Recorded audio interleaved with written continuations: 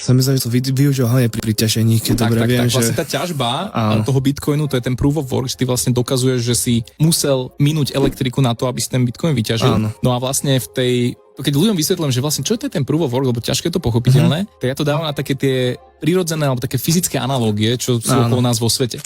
A jedna z tých analógií je práve, keď vidíš človeka, že je nabraný, je vyrysovaný, má svaly, tak to je ten proof of work, lebo to si nemôžeš len tak, keď sa ráno zobudíš, povieš si, že dneska by som chcel mať svaly a zrazu tam idú, ale musíš konštantne chodiť do toho fitka, musíš proste fakt riešiť stravu. Čiže za tým veľa práce a ten proof, ten dôkaz o tej práci, že si ju vykonal predtým, sú práve tie svaly. Takže za mňa, keď vidím človeka, kto fakt, že stará sa o svoje telo, tak pre mňa osobne je to známka toho, že má disciplínu, že vie sa hecnúť, že vie si možno odopierať nejaké veci. A to je podľa mňa aj pre mňa osobne vlastne také predurčenie, že ten človek potom má úspech alebo je potenciál, aby úspel v podnikaní v rôznych oblastiach života. Ak sa ti páčia podobné bitcoinové myšlienky, sleduj naše MTH kanály. A my už sa vidíme pri ďalšom videu.